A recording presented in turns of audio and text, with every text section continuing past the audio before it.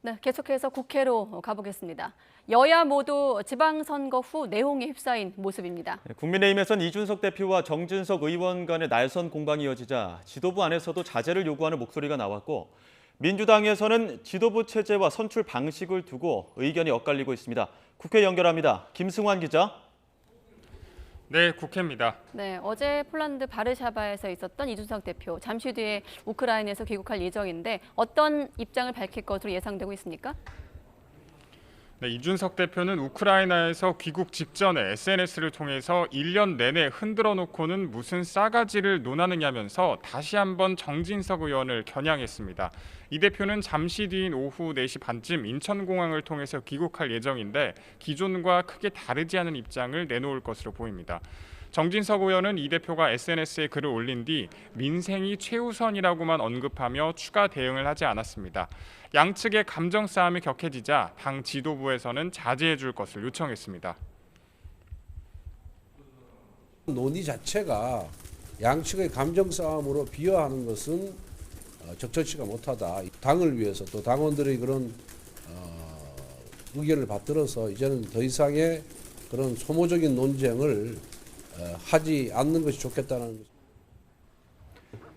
더불어민주당 상황도 짚어보겠습니다. 내일 비대위가 공식 출범하는데 당내 관심은 다른 곳에 있는 모습입니다.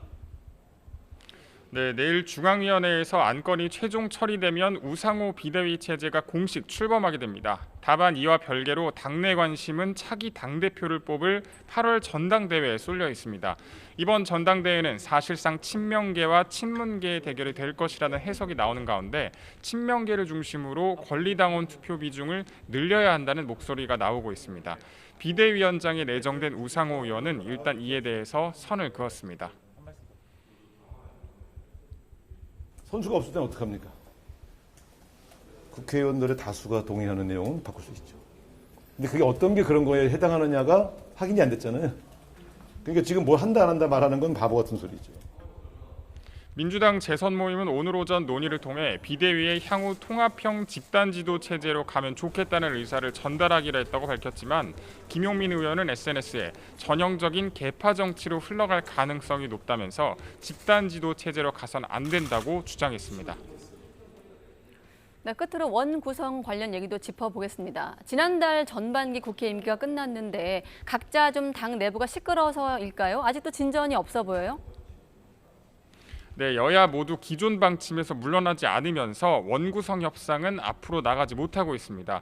국민의힘은 민주당이 법사위원장직만 양보하면 원구성이 일사천리로 될 것이라는 입장이고 민주당은 국회의장과 법사위원장 협상을 연기시키는 게 말이 되느냐면서 의장을 먼저 선출해야 한다는 입장입니다. 후반기 원구성이 미뤄지면서 박순애 교육부 장관 후보자, 김승희 보건복지부 장관 후보자에 대한 인사청문회도 일정을 아직 잡지 못하고 있습니다.